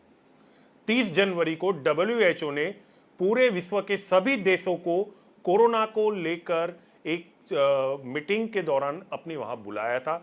हर देश का प्रतिनिधि वहां गया हुआ था। 30 जनवरी को ये मीटिंग चली, पहली 31 जनवरी को ये मीटिंग चली और 1 फरवरी को ये मीटिंग खत्म होने के बाद WHO ने एक सार्वजनिक प्रतिक्रिया दी थी कि ये बीमारी महामारी होने जा रही है। मैं बात कर रहा हूँ 1 फरवरी की तारीख में, गलती ना कीजिएगा। और मैं भी अब जहाँ तक हो सकेगा याद करके बोल रहा हूँ, और गणित का कमजोर विद्यार्थी हूँ तो कहीं से गलती हो जाए तो आप दर्शक मुझे सुधार लीजिएगा। लेकिन 1 फरवरी को एक सार्वजनिक प्रतिक्रिया WHO की ओर से आई थी कि ये महामारी होने जा रही है। हर देश लॉकडाउन जैसी योजनाओं पे विचार कर सकता है, लेकिन हर देश लॉकडाउन के मामले में स्वतंत्र रहेगा, क्योंकि देश को अपनी परिस्थितियों के आधार पे ये निर्णय लेने हैं। ये WHO कह रहा था। WHO ने ऐसा नहीं कहा कि कल के कल आप लॉकडाउन कर दीजिए। अब जो रावल कह रहे वो ठीक से फ्रेम नहीं कर पा रहे थे। उनका कहने का मतलब शायद यही था कि देश के बाहर जो भारतीय थे, अगर लॉकडाउन हो जाता या इंटरनेशनल फ्लाइट बंद हो जाती तो वो फंस जाते, अफरा तफरी का माहौल हो जाता। सहमत हूँ इनकी बात से, वो ठीक से फ्रेम नहीं कर पा रहे जहाँ तक मैं उन्हें अभी तक समझा हूँ। लेकिन आप ये नहीं बता पा रहे हैं कि आपने लॉकडाउन नहीं किया, इंटरनेशनल फ्लाइट्स बंद नहीं किए, आपको पता था कि महामारी होने जा रहा है, WHO स्टेटमेंट दे चुका है, इंटरनेशनल फ्लाइट भारतीयों को लेकर भारत के हवाई अड्डों पे आई, मोस्ट वेलकम, स्वागत है उनका। लेकिन आप एयरपोर्ट के ऊपर उन सभी जो विदेश से आ रहे थे भारतीयों का स्क्रीनिंग नहीं कर पाए। और अगर मैं गलत हूं तो मेरी जानकारी जहां तक सही है तो 45,000 प्रवासी भारतीय ऐसे थे जो बिना स्क्रीनिंग के भारत के किसी न किसी हवाई अड्डे से अपने घर जा चुके थे। इनमें से कौन पॉजिटिव था, कौन कोरोना नेगेटिव था, मैं नहीं जानता, मेरे पास जानकारी नहीं है। लेकिन ये 45,000 को ढूंढने के लिए लॉकडाउन के दौरान पुलिस और पालिका की टुकड़ी या टीम कहीं ना कहीं किसी न किसी सोसाइटी में जाती थी। आप इस बात पे रावल साहब ने गौर नहीं फरमाया तो मैंने फरमाया अब डिबेट की आगे की यात्रा हम करते हैं। कीड़े नहीं इकट्ठा करते हम, सिर्फ वो आते देख लेते। उन्हें देखना तो स्टेडियम ही था ना। नहीं, दूसरी बात है, संजय भी जो बात बता रहे हैं कि जो जी डॉक्यूमेंटेशन दिखा रहे हैं कि इस जी। तारीख को ये आया, इस तारीख को मीटिंग हुआ, इस तारीख को ये हुआ, यानी जो भी बात है वो पेपर की बात बता रहे हैं। वो बता रहे हैं कि बाहर से जो लोग थे वो फंस जाते, हमारे देश से जो विदेश में जाने वाले थे वो लोग फंस जाते। यानी कि हवा से एक जगह से दूसरे जगह जाने वाले लोगों की चिंता सरकार ने की। जो जी। जमीन पर थे, जो मजदूर लोग थे, जिनके पास ट्रेन का किराया तक नहीं जी। बचा था, जिनके पास एक जगह से दूसरे जगह तक जाने के लिए कोई पर्याय नहीं था, उसके पास खाना नहीं था, उसके लिए सरकार ने चिंता नहीं की। वंदे मातरम फ्लाइट चलाई विदेश से लोगों को लाने के लिए, लेकिन अपने ही देश के जो मजदूर थे वो बिना जूते के, पांव से खून बह रहा है, सड़क पर उनका खून बह रहा है, अकस्मात में मारे जा रहे हैं लोग, एक जगह से दूसरे जगह बच्चों को अपने साथ लेकर, कंधों पे लेकर, और रास्ते में कई लोग मर गए। तो ये सरकार जो है, जो बार बार बात हो रही है कि ये सरकार एक वर्ग विशेष की सरकार है, तो आपने उनकी तो चिंता की, लेकिन जो हमारे देश के अंदर मजदूर थे उसकी चिंता नहीं की। दूसरी बात, जो बात बता रहे, मार्च तक एक भी इंटरनेशनल एयरपोर्ट पर आने वाले लोगों को क्वारंटाइन करने की कोई प्रकार की व्यवस्था सरकार ने नहीं की थी। आरटीपीसीआर केस टेस्ट सभी का हो, ऐसी व्यवस्था करते करते लगभग फरवरी के 25 या 26 तारीख से ये शुरू हुआ कि जो लोग बाहर से आते हैं उनको टेस्ट करना है। टेस्ट करने के बाद उसको क्या किया जाता था, उसको जाने दिया जाता था अपने जो भी गांव है वहां पर, और वहां पर जब उसको कोरोना पॉजिटिव आता था तो उस वक्त होटल में या तो दूसरी जगह पर उसको क्वारंटाइन करना शुरू हुआ। यानी कि जनवरी से फरवरी के अंत तक सरकार ने बाहर से आने, ये तो पता ही था कि ये कोरोना जो है वो बाहर से ही आ रहा है जी, हम भीतर से नहीं आ रहा। तो सबसे पहले ये करना था कि जो इंटरनेशनल फ्लाइट थी उसको प्रोहिबिटेड करना था। जितने भी लोग आए, लोग बाहर थे, उसको लाना ही चाहिए देश के अंदर, लेकिन जितने लोग बाहर से आए 14 दिन के लिए गवर्नमेंट के हाउस के अंदर उसको क्वारंटाइन करना, उसको जब तक नेगेटिव ना हो तब तक उनके घर तक नहीं पहुंचने देना। ये अगर व्यवस्था की होती तो जिस तरह से कोरोना पूरे देश के अंदर फैल गया, क्योंकि पहले से ये बात थी, ये रेशन कार्ड वाले का जुर्म नहीं है, ये पासपोर्ट वाले का जुर्म है। तो पासपोर्ट वालों को सबसे पहले कंट्रोल करना था, वो नहीं हुआ, और उसकी वजह से जो रेशन कार्ड वाले थे वो परेशान हुए। जिम्मेदार है जो उड़कर जो विदेश से आई, यानी फिर भी जनता तो जिम्मेदार है, जनता ही लापरवाह, जनता तो जिम्मेदार है। मैं जनता तो बख्शी नहीं रहा, क्योंकि जनता पूरे अत्याचार, दुराचार, अनाचार, अत्याचार, भ्रष्टाचार, जिस प्रकार के आचार है वो सारे सहन करके अपने थाली में पुलाव की तरह खा लेती है। और जब चुनाव आता है तो जाके बिना नाम जाने, अभी जो चुनाव हुआ उसमें 4 प्रत्याशी थे, चारों प्रत्याशी को 4-4 स्टैंप मार के चले आए हैं, और अभी ये बोल रहे हैं कि हम परेशान हैं। तो आपकी परेशानी जब है उसको व्यक्त करने का आपको मौका मिलता है लोकतंत्र के अंदर, कि अगर सरकार को आप कुछ सजा देना चाहते हो या उसको बताना चाहते हो कि नहीं हम आपके गुलाम नहीं है, आप कहेंगे तो हम थाली बचाएंगे, आप कहेंगे तो हम दिए जलाएंगे, लेकिन हमारी भी आवाज है, वो अगर आप नहीं करते, और जब चुनाव आता है तो आप जैसे भी बंधुआ मजदूर है किसी पार्टी के, उस तरह से अगर मत देकर वापिस आ जाते हैं और सत्ता परिवर्तन नहीं करते, पुनरावर्तन करते, और फिर वही सत्ता के लोग जब आपको परेशान करते हैं रातों रात एमटीएस बीआरटीएस बंद करने से, मैडम कितने लोगों को जो रोजगार के लिए यहाँ से गांधीनगर जा रहे हैं, एक जगह से दूसरे जगह नरोडा से अगर एसडी हाईवे पर आना है तो उसको 100-200 रुपया खर्च हो जाता है, उतना तो उनका दिन का सैलरी नहीं होता। तो ये सोचना चाहिए। रातों ये जो बोल रहा है कि हमने सोचा कि बाहर से लोग आए, कहना है कि तो आप जो मतलब भाजपा के लोग बताते हैं कि हमको जनता ने प्रेम दिया है, हमको जनता ने भारी मतों से जिताया है, तो कहीं ना कहीं ये जो एएमटीएस और बीआरटीएस है, चलो मान लेते हैं कि कोरोना फैल रहा था, बंद कर दी गई है, तो क्या अब ये भाजपा की फर्ज में नहीं आता कि अपनी प्राइवेट कार लेके जाए और जनता की सुविधा में लग जाए? आप लोग इल्जाम करते हो और मुझे बोलने तो देते नहीं हो। पर इल्जाम का सवाल ही क्या कहाँ सुनना आया? भी तो नहीं, मेरा ये तो पक्ष वही तो बात हो मेरे- गई। नहीं, विजय अभी रूपाणी संजय जी वैद्य जैसी तो इसका मतलब ये इल्जाम हुआ लगता इसका है मतलब ये हम हुआ इल्जाम कर कि रहे हैं। सरकार ने कोई काम नहीं किया अरे और आप सरकार लोग ने क्या इतने काम बुद्धिमान किया थे। वो देख लिया ना हमने। जनता लापरवाह, बोलो उनको चुनाव प्रचार विजय रूपाणी जी को दिखता नहीं है, उनको स्टेडियम की तो भीड़ आप नहीं लोग ही दिखती। चर्चा करो, मैं बैठता हूँ सुनता हूँ। जी आप कोई लोगों बात नहीं, आप अच्छा है भाजपा कभी तो सुने लोगों की। पीनल जी आपका क्या कहना है? देखिए यहाँ समझने जैसे लायक बात है।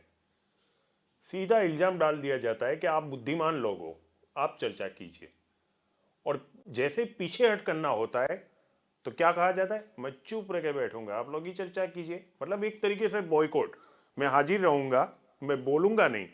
क्यों? वो नहीं कहेंगे साहब कि मेरे पास अल्फाज नहीं है, मैं डिफेंस नहीं कर रहा हूं, क्योंकि मैं जिस आधार पर ये बोलने जा रहा हूं, तो आप इसको समझिए। उनके आगे के जो प्रवक्ता थे क्या पक्ष रख रहे, ये बात क्या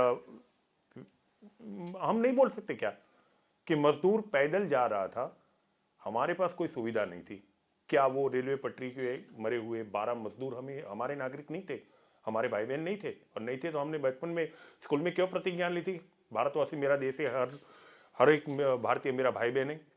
तो क्या उसकी बात इस डिबेट में न हो? उस बारे में रावल साहब कुछ नहीं कहते और सीधा पीछे हट जाओ कर लेते।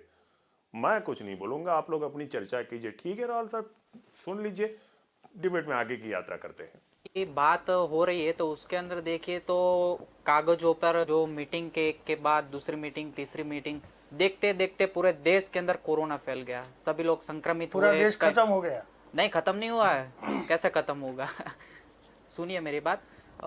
कोरोना फैल गया, कई लोगों की मौतें हो गई, सब कुछ हो गया। और 2 दिन पहले की बात लीजिए तो उसके अंदर अहमदाबाद म्युनिसिपल कॉरपोरेशन ने जब ये तय किया गया मुख्यमंत्री के द्वारा कि गुजरात के अंदर सभी लोगों को रात्रि कर्फ्यू का टाइम बढ़ाया गया, साथों साथ कई 5-6 चीजों के अंदर रोक लगाई गई पूरे राज्य के अंदर, कि उसके अंदर कॉमर्स फैकल्टी की पूरे गुजरात के अंदर एग्जाम चल रही थी। ठीक है, तो उसके अंदर उन लोगों ने कहा रात को 8 और 9 बजे, जिस तरह के दूसरे दिन 1 बजे एग्जाम है, उसकी अगली रात को 8 और 9 बजे उन लोगों ने डिक्लेयर किया कि एएमटीएस बीआरटीएस बंद किया जाता है। यहाँ तक बात नहीं दिखती है। हमारे कांग्रेस पक्ष के national student union of India का, हमारा जो एनएसयूआई का संगठन है, हम वहां पहुंचे कुलपति के पास, गुजरात यूनिवर्सिटी के पास। वो भी एक छात्र संगठन की राजनीति से आते हैं, वो हमारे छात्र संगठन की बात समझे, वो आशा से हम उनके पास गए। तो हमने उनको बोला कि आपके पास 2 ऑप्शन है, वो करना ही पड़ेगा। एक ऑप्शन है कि आपने ये एग्जाम ले रहे हो तो उसके अंदर बच्चों को आने जाने के लिए एमटीएस और बीआरटीएस की सुविधा को उनके लिए स्पेशल शुरू की जाए। प्रशासन को इसके बारे में सोचना चाहिए, प्रशासन उन लोगों को इस्तेमाल करे, उसका गैर इस्तेमाल ना हो जाए। उसके बारे में प्रशासन ने सोचा था, नहीं सोचा था, क्यों रोक लगा दी? और दूसरी बात, ये एग्जाम ले रहे हो तो एग्जाम के अंदर कोरोना नहीं फैलेगा, एग्जाम के अंदर कोरोना से लोग संक्रमित नहीं होंगे, लोग कहां से यहां तक पहुंचे के उसके बारे में आपने नहीं सोचा। तो तभी वो कुलपति जी ने हमारी बात न सुन के वहां से चले गए। फिर हम अहमदाबाद के मेयर जो नए चुन के आए हैं, वो बस्ती में से आते हैं, तो हमने उनकी संवेदना को देख के हम परमार साहब से मिलने गए। तो उन्होंने हमको ऐसा बताया कि ये मेरे अंदर में नहीं आता है, ये शिक्षा मंत्रालय का काम है, वो भूपेंद्र श्री बापू से मिलना होगा वहां गांधीनगर के अंदर। तो हमने उनको रजूआत की, आप का तो बीआरटीएस और एएमटीएस की बस बच्चों के लिए शुरू कीजिए या तो फिर एग्जाम को रद्द कीजिए। इतनी सारी सुबह से लेकर शाम तक विपक्ष की जो कुछ भी हमारे निवेदन थे, हम आक्रोश दिखाया, हमने विरोध किया। उसके बाद सरकार जागृत हुई नहीं, सरकार तो अपने विधानसभा सत्र के अंदर पड़ी हुई थी, उनको मालूम भी नहीं था कि बच्चे इतने परेशान हो रहे। तभी उनको तत्कालीन 2 से 2:30 बजे तक के कॉमर्स फैकल्टी की प्रथम एग्जाम चल रही थी, एग्जाम के बीच के अंदर उन्होंने डिसीजन लिया कि कॉमर्स फैकल्टी की सारी एग्जाम रद्द की जाती है।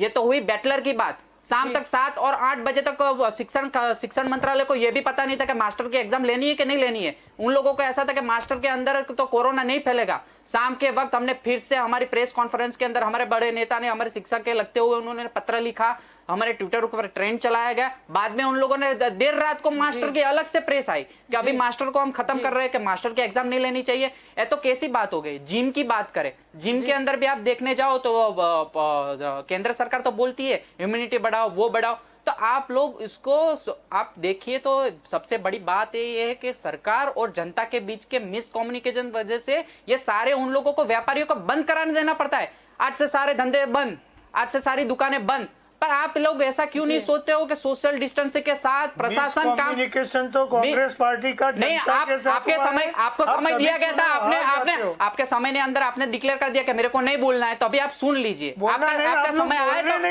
नहीं, आपका समय आए तो आप बोल देना। अभी हमारी बात सुन लीजिए, आप हमारी बात। यहाँ रोकता हूँ, पिनल सही कह रहे। आपने अगर ध्यान से देखा होगा तो रावल साहब का जब पक्ष रखने की बात आई थी तो उन्होंने कहा था कि आप लोग बुद्धिमान हैं, आप लोग ही डिबेट कर लीजिए, मैं सुन रहा हूँ, मैं बैठा हूँ। तो पिनल उसी बात को दोहरा रहे। अब रावल साहब को लग रहा है कि पक्ष की बेइज्जती हो रही है, आपने पे मुद्दे भारी हो रहे, तो रावल साहब बीच में आते हैं। पिनल मौका नहीं देता उनको।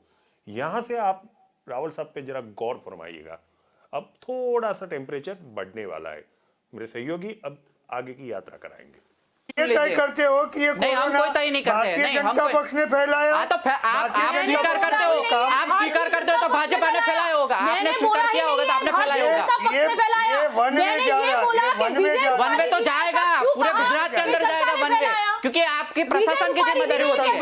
प्रशासन की जिम्मेदारी बनती है तो प्रशासन के ऊपर ही आक्षेप लगेगा, प्रशासन के ऊपर ही आक्षेप लगेगा। कि विजय रूपाणी जी ने ऐसा क्यों बोला कि जनता लापरवाह है?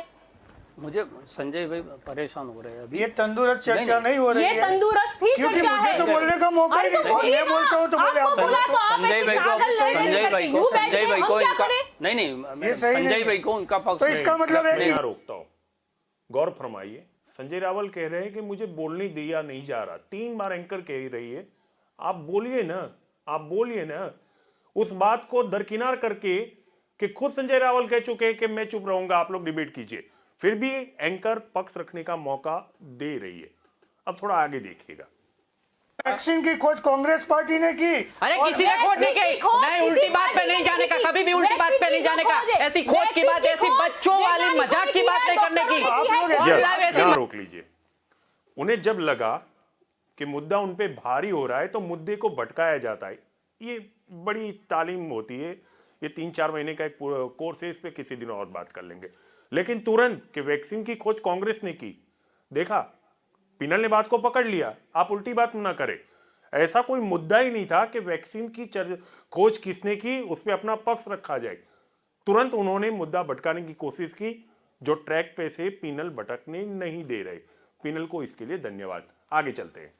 बात नहीं करने की, सीधी कांग्रेस पक्ष के ऊपर क्यों आ जाते हो? प्रशासन में आप हो, आपकी जिम्मेदारी है। वैक्सीन हो, कुछ भी हो, कोरोना हो, सभी प्रशासन की जिम्मेदारी है। कांग्रेस पक्ष के ऊपर क्यों आते हो कि हमने खोज की? ये आपका बच्चों जैसा निवेदन आपको अच्छा लगता है? इतनी बड़ी भारतीय जनता पार्टी केंद्र के ऊपर अपनी अपनी बहुमती की सरकार, राज्य के अंदर आपकी बहुमती की सरकार, कॉर्पोरेशन के अंदर इतने सारे आपका बहुमत के साथ आपकी सरकार बनी, और आप ऐसी बच्चों के जैसी बात करते हो कि वैक्सीन की जिम्मेदारी हम ले, हम बनाए। कैसी बात करते हो आप? मेरा पक्ष तो रखने नहीं देते। तो रखो, आप मेरी 5 मिनट करके इनको दीजिए, इनको पक्ष रखने दीजिए, आप बोलिए। मैं बोलता हूँ, आप बोलते हो कि नहीं गलत हो, जनता को तो ऐसे लापरवाह कैसे बताते चलेगा? हैं? जी संजय जी बोलिए, आपका मैडम मत ये पॉलिटिकल डिबेट है।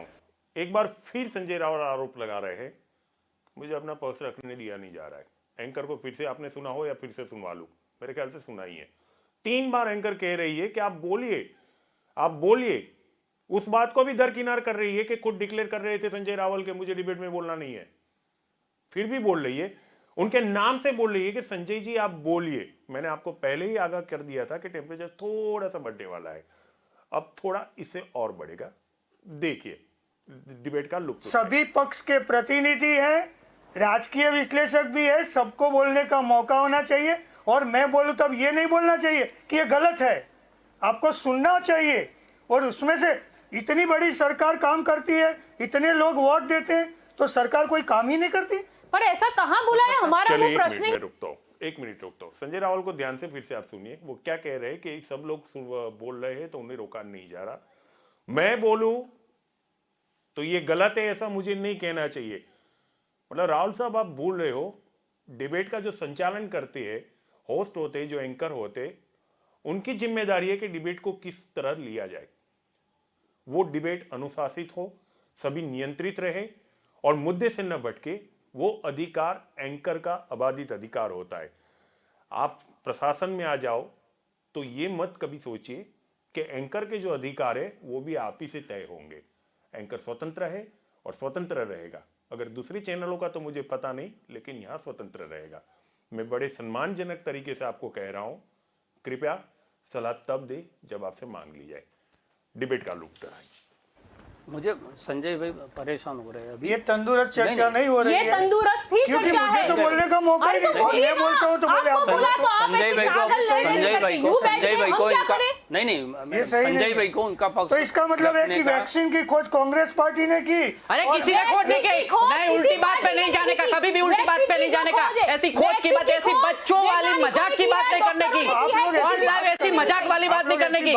सीधी कांग्रेस पक्ष के ऊपर क्यों आ जाते हो? प्रशासन में आप हो, आपकी जिम्मेदारी है। वैक्सीन हो, कुछ भी हो, कोरोना हो, सभी प्रशासन की जिम्मेदारी है। कांग्रेस पक्ष के ऊपर क्यों आते हो कि हमने खोज की? ये आपका बच्चों जैसा निवेदन आपको अच्छा लगता है? इतनी बड़ी भारतीय जनता पार्टी केंद्र के ऊपर अपनी आप इतनी लोग बहुमति इस की तरह से सरकार, चर्चा राज्य के करते अंदर हो। अंदर आपकी बहुमति की सरकार, कॉर्पोरेशन के अंदर इतने सारे आपका बहुमत के साथ आपकी सरकार बनी, और आप ऐसी बच्चों के जैसी बात करते हो कि वैक्सीन की जिम्मेदारी हम ले, हम बनाए। कैसी बात करते हो ये आप? मेरा पक्ष तो रखने नहीं हाँ, देते। तो रखो आप, नहीं, मेरी पर 5 आप मिनट बोलिए करके ना, इनको दीजिए, आप बोल- इनका पक्ष आप रखने दीजिए, आप हम पे बोलिए। आरोप लगाए हम जा कहाँ रहे रोक हैं। रहे हैं? मैं बोलता हूँ तो आप बोलते हो कि नहीं गलत हो, जनता को तो ऐसे लापरवाह कैसे बताते चलेगा? हैं। जी संजय जी बोलिए, आपका मत मैडम रखिए। संजय भाई को ये उनका पक्ष पॉलिटिकल रखने दें। डिबेट है, सभी पक्ष के प्रतिनिधि हैं, राजकीय विश्लेषक भी है, सबको बोलने का मौका होना चाहिए। और मैं बोलूं तब ये नहीं बोलना चाहिए कि ये गलत है, आपको सुनना चाहिए।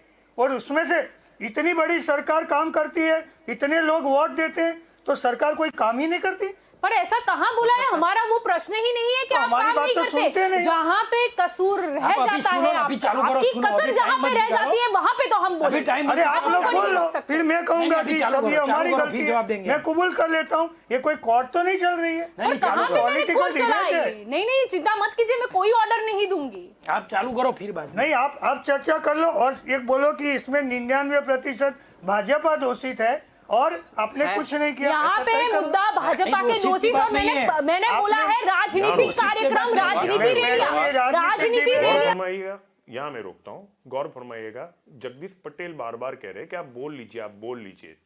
तो संजय रावल क्या कर रहे हैं? मुद्दे से भटका रहे। सवाल वो था ही नहीं कि भाजपा कोरोना के लिए दोषी है या नहीं है। एंकर को सवाल से और मुद्दे से भटकाया जा रहा है। पर जगदीश पटेल बेहतरीन काम करते हैं। वो बार बार संजय रावल को निवेदन करते हैं कि आप बोल लीजिए, आप बोल लीजिए। तो अपना पक्ष रखने की बजाय मुद्दे से भटकाना और दबाना, जो उन लोगों की खासियत है, वही वो कर रहे हैं। आप डिबेट का आगे का लुत्फ उठाइए। राजनीति रैलियां यानी वो कांग्रेस की भी आ गई, आपकी भी आ गई, भारतीय जनता पार्टी की भी आ गई, और जहां पे दूसरे राज्यों में विधानसभा के चुनाव है वहां की भी पार्टी आ गई। मुद्दा आज ये है कि विजय रूपाणी जी ने जनता को लापरवाह क्यों बोला? मैंने किसी दल विशेष का नाम नहीं दिया, मैंने राजनीतिक दल शब्द का उपयोग किया और राजनीतिक आप खुद योग के की बात की है। सिर पे दूसरी बात सहरा है- बाने, उसकी जिम्मेदारी हम नहीं मेरी ले बारी सकते। जब आए तो मेरी बात बिल्कुल तो बिल्कुल सुननी चाहिए कि बिल्कुल, नहीं? आपकी बात फिर वही मैं सही है। बोलूंगा। संजय भाई से मैं सहमत हूँ, उनको उनका पक्ष रखने का पूरा जब मौका। मैं 2 मिनट 3 लाइन बोला, बोले काट दिया, तो ऐसे कैसे चले? मेरा पक्ष तो रख। नहीं आप रखो, अभी रखो, भी चर्चा लेकिन मत करो, रखो। नहीं, आप बोल लो, संजय भाई फिर 2 मिनट बचे तो मैं बोलूंगा। अभी आप वैसे 10 नहीं तो मिनट है। नहीं, अभी आप टाइम वो तो पास कर रहे हैं। मैंने टाइम पास ऑब्जेक्शन कर रहे लिया, हैं, टाइम पास कर रहे मैंने हैं। ऑब्जेक्शन लिया, तब आपने मुझे बोलने का मौका दिया। पर मैंने ऐसे नहीं आपको चलता बोला, मैं मैडम, जब आपकी ऐसा ओर हो आई, तो टाइम नहीं, नहीं, मैनेजमेंट नहीं, करो। नहीं, नहीं, टाइम मैं मैनेजमेंट जब- करना नहीं, नहीं, चाहिए। टाइम टाइम मैनेजमेंट करना चाहिए। नहीं नहीं, कि मैं मेरे 5 शो पे मिनट मुझे आप क्या करना बोलेंगे, है वो आप 5 मुझे मिनट नहीं आप बताओगे। भी नहीं दिया है। नहीं नहीं नहीं ऐसा नहीं, ये बैलेंस- मैंने आपको बैलेंस पूछा, डिबेट नहीं है। मैंने ये आपको बैलेंस पूछा, डिबेट नहीं है। अरे कोई बात नहीं, आप मत बोलिए बैलेंस तो मैं डिबेट चला नहीं है, जाता कोई हूँ। बात नहीं, बैठिए, आपकी बैठिए, मर्जी, आप बैठिए आपकी यहाँ। मर्जी। आप मैंने चर्चा बोला, कर लीजिए। आपसे ऐसे कागज रख आप दिया, चर्चा आप कर मुझे लीजिए। बोले कि मुझे तो बोलना आप ही चर्चा नहीं कर है। लीजिए, मैं जाता हूँ। कोई बात नहीं, आपकी मर्जी। नहीं, आप आपके पास कोई जवाब कहाँ नहीं बोलने दिया? है। कहाँ बोलने नहीं, दिया? मुद्दा ये है, रिप्ले मुद्दा करके यह देखो, है कि कहाँ मैं बोलने सवाल दिया? क्या पूछ रही हूँ, मैं सवाल क्या पूछ रही हूँ, अरे और आप मुझे पिछले साल तक लेके जा रहे आप 25 बार बोली कि मैंने आपको रूपाणी सिंपल जी सवाल बोलते हैं पूछा कि कि अरे एमटीएस और सुनो तो सही। बीआरटीएस में कोरोना नहीं आता। मैंने आपको मैडम, आप सवाल क्या एंकर किया है, था? आपका काम है मैंने आपको कोऑर्डिनेशन सवाल किया करना। था। आपका काम कोऑर्डिनेशन इल्जाम नहीं, लगाना मेरा नहीं काम है। यहाँ पर सिर्फ और सिर्फ यहाँ पर ऐसे देखना नहीं आपका है, मेरा काम है काम बोलना भी है। कोऑर्डिनेशन करना। आप मुझे अपना काम मत सीख जाइए और कोई भी गाइडलाइन WHO की गाइडलाइन और कानून से होती है। मास्क का दंड 1000 किया तो हाईकोर्ट के कहने से किया। दिल्ली में 2000 रुपया दंड है। पर हाईकोर्ट का आदेश चुनावी रैलियों में क्यों नहीं होता? और वो मैं आपको नहीं बोल रही, मैं बोलती हूँ चुनावी रैलियां तब ये नहीं होती। मुझे भारतीय बोलने जनता नहीं पार्टी देते तो सभी दल होते हैं और मैं सबको पूछती हूँ। बोलने दो ना, अभी ये बोलिए। बैलेंस डिबेट नहीं है, मैं फिर अरे से कह कोई रहा बात नहीं, हूँ। अरे मैडम आपको नहीं रखो लगता अपनी बैलेंस तो कोई आपकी बात डिबेट नहीं। रखो। तो बोलने दो ना, अभी बोलिए। मैं विजय बोलना रूपाणी जी मुझे। तो हूँ नहीं कि ऐसी मैं आपको डिबेट बोल थोड़ी दूंगी। होगी। आप एंकर है कि विरोध पक्ष की नेता है? अरे क्या बात है, क्या बात है, अब मैं विरोध पक्ष की नेता बन गई, क्या बात है? बोलने नहीं नहीं नहीं नहीं नहीं नहीं नहीं नहीं नहीं, पर मैंने आपको पूछा तो आपने कागज क्यों रखा? नहीं, पर वो आप बार बार बोल रहे हैं, अब वो मुझे विरोध पक्ष के नेता बोल रहे हैं। आपका कहने का क्या मतलब है? विरोध पक्ष की नेता यानी पत्रकार सवाल नहीं पूछ सकते, और पत्रकार सवाल सत्ता को ही करेंगे। प्रशासन में जो बैठे हैं उसी को सवाल जाएगा। जी कोई बात नहीं, हम इस चर्चा को आगे बढ़ाते हैं। शायद उनके पास इस सवाल का जवाब नहीं है कि चलिए अपनी मेन स्क्रिप्ट पे आते तो देखा आपने क्या वाकई सवाल इतना तीखा था कि प्रवक्ता को बीच डिबेट में खड़े होकर कमलम की ओर भागने की जरूरत थी? मेरे हिसाब से तो नहीं। मैं इसका निर्णय फिर भी आप दर्शकों पर छोड़ता हूं। आप ही तय करें और यह भी तय करें, समझे, आपके मुद्दों को उठाने वाले एंकरों को विपक्ष के नेता होने के इल्जाम से भी गुजरना पड़ता है। यहां पर मैं कहना चाहूंगा कि गुस्से में सही, पर यहां संजय रावल सच बोल गए। मैं गणेश विद्यार्थी से बड़ा पत्रकार किसी को मानता नहीं जो सरकार की आलोचना करते रहते हैं। गणेश ने अपनी किताब में आखिरी पेज पे लिखा है, पत्रकार का हमेशा काम विपक्ष के नेता जैसा ही होना चाहिए, जो सरकार से सवाल करेगा। जब जब लोकतंत्र में से विपक्ष गायब हो जाएगा, पत्रकार को विपक्ष के नेता की भूमिका अदा करनी होगी, और वो भी लोकतंत्र को बचाना होगा, जो जलपा ने किया है। यहां मैं संजय रावल का आभार व्यक्त करना पसंद करता हूं, क्योंकि वो चाहते तो एंकर को आप पाकिस्तान के हो, आप कांग्रेस के दलाल हो, आप देशद्रोही हो, वगैरह वगैरह कह सकते थे, जो आजकल देश में हो रहा है। अगर आप मेरे जैसे नहीं हो तो देशद्रोही हो, मैं ही राष्ट्र हूं। पर संजय ने केवल विपक्ष के नेता का ही शब्द प्रयोग किया है। इसके लिए मैं संजय को थैंक यू कहता हूं। अब समय हो चला एक ब्रेक का। ब्रेक के बाद लौटने पर बात करेंगे राजेश ठाकर से, जो 22 मार्च की डिबेट में राजनीतिक विशेषज्ञ के रूप में मौजूद थे। जल्द लौटूंगा, ब्रेक के बाद जाएगा नहीं।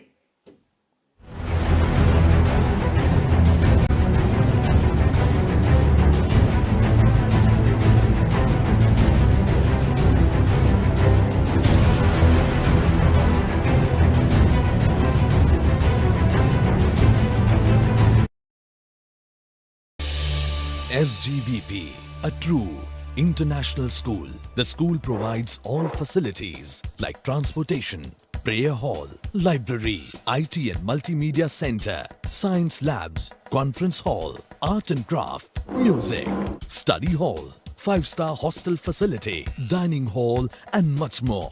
NRI students from 20 countries of different continents are studying here. School provides all the sports activities like swimming, horse riding, cricket, basketball, volleyball, football, tennis, yoga, indoor and outdoor games. A perfect blend of science, sports and spirituality. Fusion of East and West. Affiliated boards. CISE New Delhi. Accreditation with CETA, SAC. Standards available from KG till 12th. Admissions open now.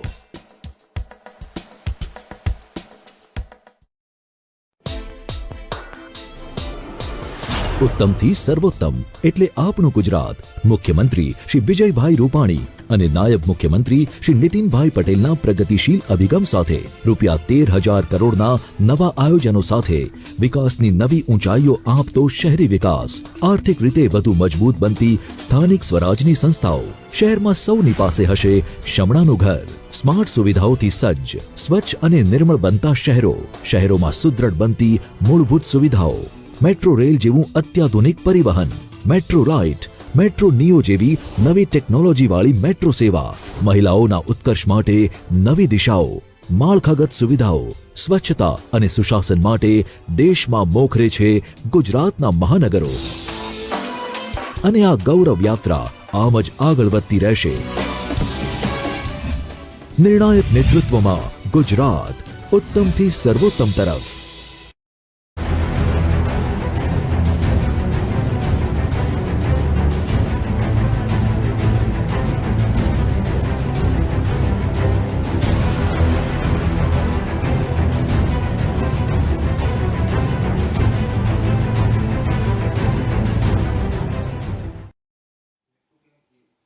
मुझे बताया आप कहीं गए नहीं, फिर भी welcome.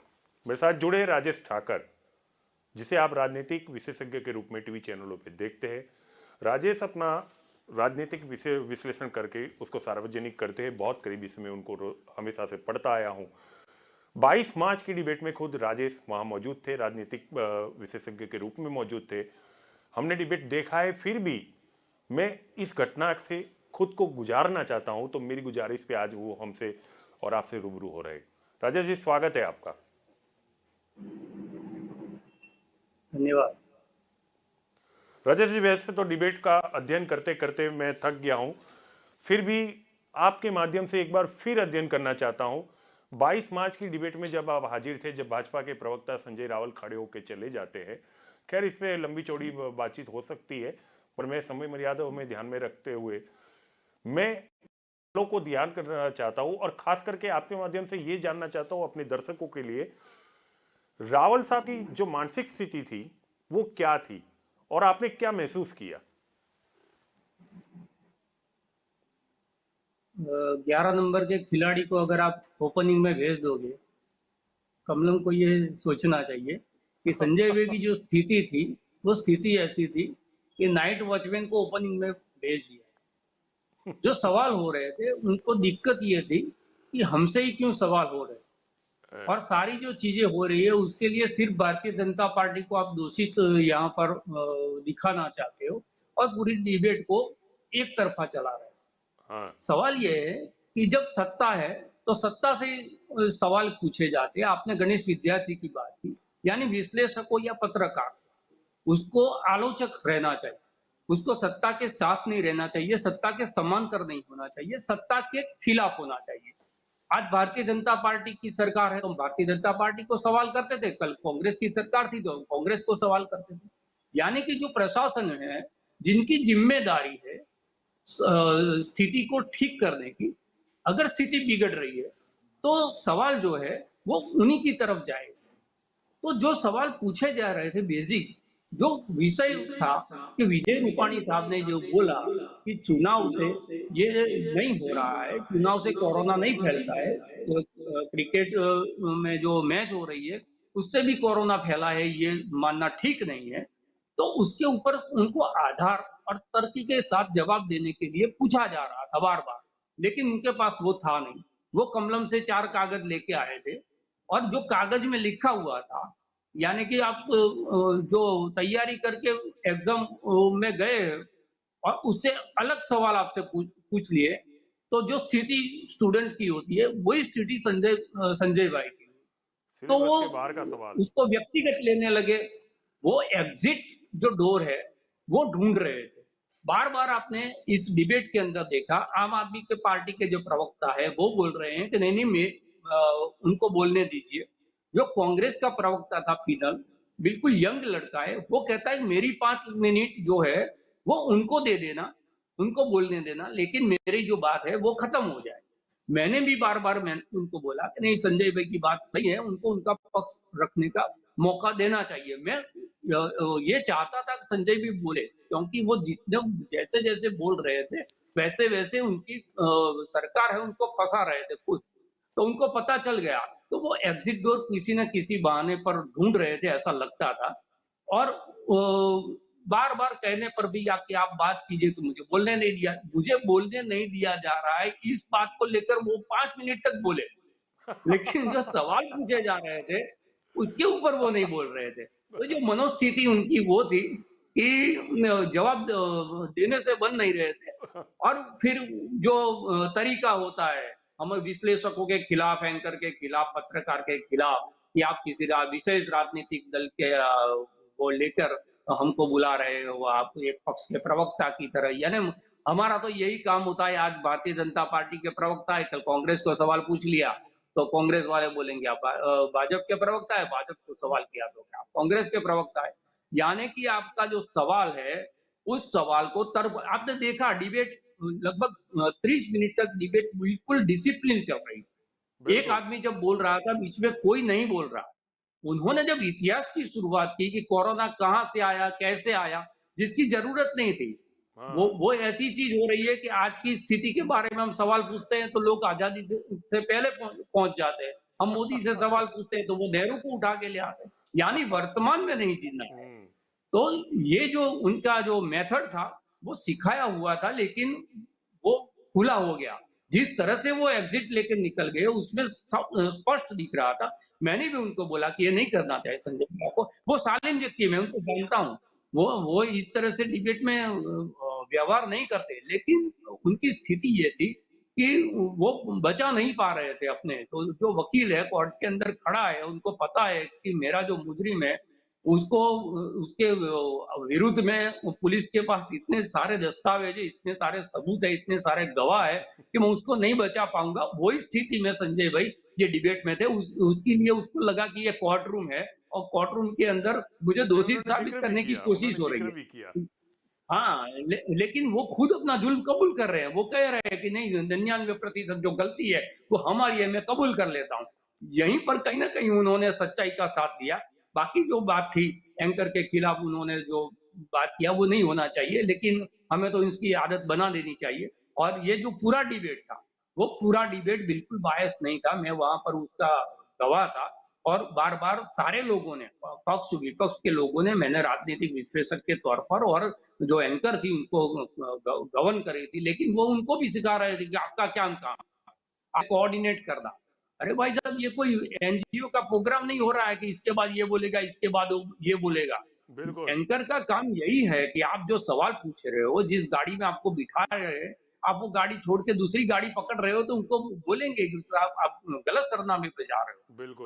आपको जो सवाल पूछा है उसके जवाब दो, वरना तो क्या होगा, डिबेट व्यर्थ हो जाएगी। जिस मुद्दे को लेकर बहस होनी चाहिए, जिस मुद्दे को लेकर लोगों के सामने दोनों के पक्ष जाने चाहिए, और फिर तो जनता तय करती है।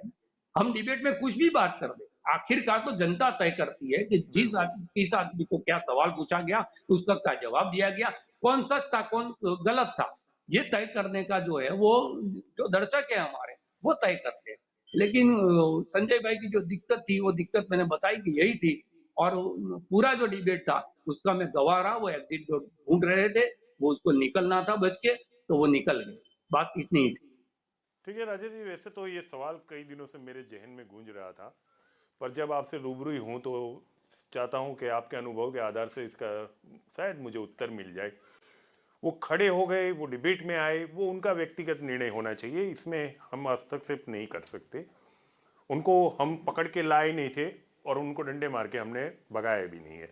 खैर, उस पर हम चर्चा ना करते हुए, पर वो जब खड़े हो रहे थे ना, तो उन्होंने एंकर के ऊपर एक इल्जाम डाल दिया कि आप विपक्ष के नेता है।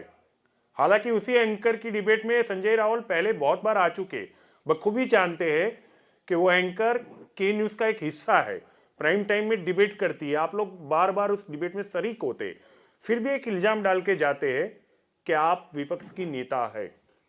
ये इस इल्जाम से मैं एक ही सवाल पे आना चाहता हूं, हर जगह जो भी पत्रकार सरकार से सवाल करता है, या तो आप पाकिस्तान के हैं, या तो आप कांग्रेस के दलाल हैं, आप विपक्ष के नेता हैं, आप देशद्रोही हैं, वगैरह वगैरह हो जाता है। ये जो मानसिक परिस्थिति अभी हो गई है सीधा इल्जाम डालने की, इसकी वजह आपको क्या नजर आती है? क्या इनमें से निकलने की कोई संभावना है, आप देख रहे हैं क्या? नहीं, ये करके ही तो जो विरोध में बोलने वाले लोगों की जो तादाद है वो धीरे धीरे कम हो रही है। आपने दाभोलकर को देखा है, आपने पानसर को देखा, आपने गौरी लंकेश को देखा, किस तरह से कलमकारों के साथ व्यवहार हो रहा है, उनकी जिंदगी पर आन बनती है। हमने राजदीप सरदेसाई का भी देखा, राजद्रोह का केस हुआ है। तो ये तो हो ही रहा है कि पूरे देश के अंदर सिर्फ एक ही आवाज हो, और जो तुमको हो पसंद वही बात करेंगे, तुम दिन को कहो रात तो हम रात कहेंगे, ये जो कहने वाले हैं वो राष्ट्रभक्त पत्रकार हो जाते हैं। और अगर आपको बोल देते हैं कि भाई ये अंधेरा है तो इसमें वो दिन नहीं है, वो रात ही है, और हमको अंधेरे में अंधेरा ही दिखता है, उसमें उजाला नहीं दिखता, तो आपको देशद्रोही बता दिया जाता है। और ये बहुत बारीक चीज है कि अगर कोई आपको ये बोल दे कि ये आप देश के साथ गद्दारी कर रहे हैं, तो कहीं ना कहीं जो आदमी है, और एक आदमी के बोलने के बाद जो सोशल मीडिया पर उसको ट्रोल किया जाता है और चारों ओर से ये आवाज आती है, तो वो अल्पमत में आ जाता है। जब अल्पमत में आ जाता है तो वो कहीं ना कहीं वो अपने जो कॉन्शियस है उससे डर जाता है कि क्या पूरे देश के अंदर मुझे इस तरह से पहचाना जाएगा कि मैं देश के, तो वो क्या करता है, या तो बोलना बंद कर देता है, या तो अपने जो सवाल है वो जो तीखे सवाल करता है उसको माइल्ड कर लेता है, और उसमें जो ये कर रहे हैं उनका विजय हो जाता है। तो व्यक्तिगत तौर पर हर आदमी को अगर जो देश के लोकतंत्र को बचाना है, हमने आजादी की लड़ाई लड़ी, वो सिर्फ बंदूक से नहीं लड़ी, वो कलम से भी लड़ी गई। और कलम की इतनी ताकत उस वक्त भी थी, आपने देखा होगा भगत सिंह के जो पत्र है आज भी हम पढ़ते हैं, आज तो हमारे रोंगटे खड़े हो जाते हैं। और लोगों के बीच में, वो फांसी पर तो बाद में चढ़े, लेकिन उनकी कलम की ताकत से कितने नौजवानों के जो रगों में खून था वो खौलने लगा था। तो यही डर सरकार को रहता है, यही डर सरकार को रहता है। जो विचार है वो, जो किसान खेत में जाता है, वो खेत में एक मुट्ठी पर बीज लेके जाता है, लेकिन जब वो खेत में वो बीज डाल के आता है तो उसके बाद जो फसल है वो लहलहाती है। तो ये विचार के जो बीज है वो उसी की तरह है। हमको लगता है कि हम अल्पमत में, हमको कौन सुनेगा, हम लिख रहे हैं उसको कौन पढ़ेगा, लेकिन जब पढ़ते हैं लोग और वो पढ़ने वाले लोगों की तादाद बढ़ती है और उसमें से सवाल पूछने वाले लोग खड़े होते हैं तो सरकार डरती है। तो ये जो विचार के बीज है वो भले ही मुट्ठी पर हो, लेकिन हमको फैलाने चाहिए, डालने चाहिए। कभी न कभी जो बात है, जो सही बात है, जो सच बात है, वो लोगों तक पहुंचती है, और लोगों तक पहुंचने के बाद परिवर्तन होता है। सत्ता आज यावत चंद्र दिवाकर नहीं होती, सत्ता आज किसी की, इंदिरा गांधी भी ऐसा लगता था कि ये कभी भी नहीं हारेगी, लेकिन इंदिरा गांधी भी इस देश के अंदर पराजित हुई थी। तो किसी भी की यहाँ सत्ता रोक के एक सवाल दूसरा कर लेता हूँ, मुझे पता है समय मर्यादा है, पर एक सवाल जब आप इतना बोल ही चुके हैं तो थोड़ी बातें और सही। आपने जिस तरह से बयान दिया है, जो पत्रकारों की परिस्थिति है, देश की स्थिति है, उसके ऊपर तो एक सवाल खड़ा हो जाता है। लोगों का रवैया इसी तरह से रहा, राजनीतिक व्यक्तियों का रवैया भी पत्रकारों के साथ इसी तरह रहा, तो पत्रकारिता का जो भविष्य है उसे आप किस तरह से देख रहे हैं? मैं पत्रकारिता की बात कर रहा हूँ, जो प्रवक्ता बन चुके हैं और पत्रकार का आई कार्ड लेके घूमते हैं, उनके बारे में कोई चर्चा करने की जरूरत नहीं है, मुझे पता है बड़ा उज्जवल भविष्य है उनका। लेकिन जो वाकई पत्रकारिता कर रहे हैं और जो पत्रकारिता को बचाते हैं, क्योंकि मैं स्पष्ट रूप से मानता हूं कि जब पत्रकारिता पांव में घुंघरू पहनकर राजनीतिक गलियारों के अंदर मुजरे करती हो ना, तो लोकतंत्र को बचाने की जिम्मेदारी चंद पत्रकारों पे आ जाती है। तो उन चंद पत्रकारों की ओर से ही मैं सवाल करता हूं कि पत्रकारिता का भविष्य आप क्या देख रहे हैं? मैं आशावादी हूँ, क्योंकि जब अंग्रेजों के खिलाफ देश लड़ रहा था तभी जयचंद तो थे ही। जयचंद तो हर जो युग है उसके अंदर जयचंद होते हैं। सत्ता से लाभ लेकर अपना काम कराने वाले लोग होते हैं, लेकिन भीड़ के अंदर गुम हो जाना और अपने अस्तित्व को खो देना, उससे बेहतर ये चीज है कि आप लाखों लोगों की भीड़ एक बात कह रही है लेकिन वो बात गलत है, तो उसके खिलाफ खड़े होकर अपनी आवाज पहुंचे या न पहुंचे, लेकिन अपनी बात रखना।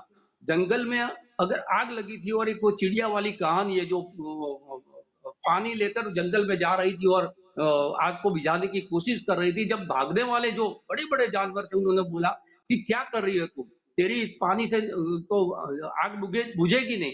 तब वो चिड़िया ने जो जवाब दिया था, जो कहानी में जो बात है, वो ही हम पत्रकारों को याद रखना चाहिए कि जब आग लगी थी तो इतिहास लिखा जाएगा, तो इतिहास में ये आएगा कि मैं आग बुझाने वाले लोगों में थी, आप आग से भागने वाले लोगों में थे या आग लगाने वाले लोग। तो हमको ये तय करना है कि इतिहास हमको किस तरह से देखेगा, आग लगाने वाले लोग हैं या आग बुझाने वाले लोग हैं। तो इतिहास हमको किस तरह से देखेगा, जो मनमोहन सिंह ने कहा था ना कि आने वाला कल बताएगा कि मैंने क्या काम किया है, तो आने वाला कल बताएगा। हम पत्रकारिता कर रहे हैं, वो कौन सी पत्रकारिता कर रहे हैं, चाटुकारिता कर रही है, गोदी मीडिया वाली पत्रकारिता कर रहे हैं, या सच को नुकसान होता है, सच बोलने के लिए का बहुत बड़ा नुकसान होता है, वो नुकसान झेलकर भी सच बोलना चाहिए। ये कर रहे हैं, आज नहीं तो कल लोगों को ये पता चले। चलिए राजेश जी, हमसे बात करने के लिए धन्यवाद। मुझे पता है समय मर्यादा है और आप काफी व्यस्त है, फिर भी आप मुझसे जुड़े तो के न्यूज आपका आभार व्यक्त करता है। धन्यवाद। तो, धन्यवाद जी, तो देखा सुना आपने, डिबेट में से इस तरह से उठना, वो भी एंकर पर इल्जाम लगा के, क्या किसी प्रवक्ता को शोभा देता है क्या? गलती संजय रावल की नहीं, उनकी सोच की है। शायद उन्होंने सोचा होगा कि वो उस चैनल पे जा रहे जहां उनकी सुविधा के हिसाब के सवाल होंगे और एंकर चिल्ला के बोलेगा मुझे ड्रग्स दो, ड्रग्स दो। आप जानते हैं मैं किसकी बात कर रहा हूं। अगर आप मानते हैं कि माननम गोस्वामी की बात कर रहा हूं तो पक्का मैं उनकी बात नहीं कर रहा हूं। मेरी एक सलाह भाजपा को तुरंत माननी चाहिए। प्रवक्ताओं को जो तैयार कर रहा है उसकी पेमेंट तुरंत रोक देनी चाहिए, क्योंकि संजय रावल का खड़े होकर चले जाना इस बात की गवाही देता है कि प्रवक्ताओं को ठीक से तालीम नहीं मिल रही। अगर चाहे तो अच्छे दिन आएंगे, ये कैची लाइन लिखने वाले को बोनस दे दो। संजय नाम सुनते ही मुझे महाभारत काल की याद आ जाती है। वही साई बैठक जिसमें धृतराष्ट्र और संजय बैठे हैं और संजय कुरुक्षेत्र की पल पल की खबर दे रहे हैं। मैं टेलीविजन पीढ़ी का पहला पत्रकार संजय को ही मानता हूं। अब महाभारत का जिक्र हो ही गया है तो भगवान कृष्ण तो आएंगे जहां नामकरण हुआ था।